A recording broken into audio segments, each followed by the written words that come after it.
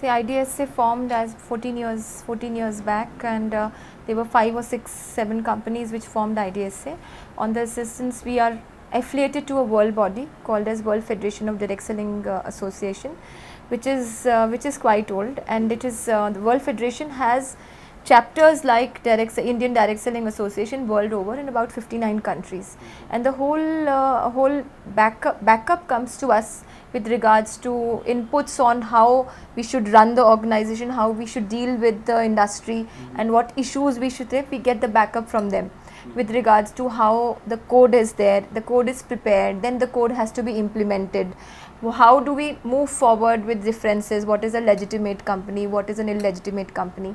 So all the material with regards to knowledge base comes from the World Federation of Direct Selling Association. See, what IDS is working on, that we have these differences categorized, and we do have, whenever a new distributor comes into place, we do give that information to them, but we give it to the companies, and forward companies gives it to them, the differences. But if you look at explaining it, the basic thing is that whenever you are joining a company, see whether there is how much is the cost of the joining fee.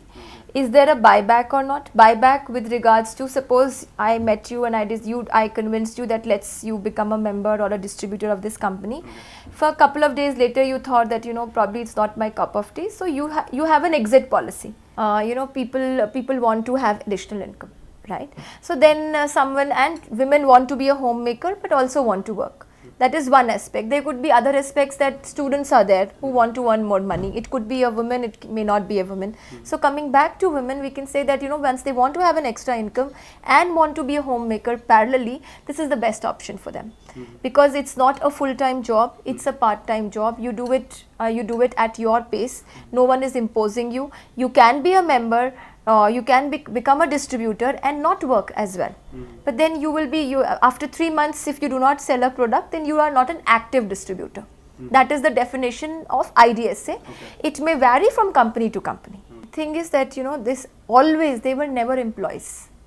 It is an independent contract between a distributor, you can call it a distributor, a brand agent, or a sales agent, or a account manager, any term you can give. But usually the term which is considered in direct selling is distributor, or a direct seller, or an independent sales consultant.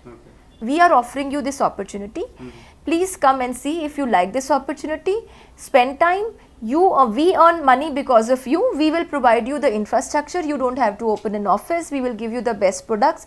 We will always provide you with branding and support, training and everything, but you have to invest your time and effort and money. Government hasn't involved so far. We have been speaking and advocating with the government for last many years, and as I said, that retail issue of FDI is still not very clear. So probably I feel once that is resolved, this will also be resolved, because direct selling comes into non-store retail formats. 2012 we are expecting to cross 7,000 crores. Right now we are at 4,200 crores, just to give a ballpark rounded figure, and by 2012 we should be at 7,000 crores, that is 12-13.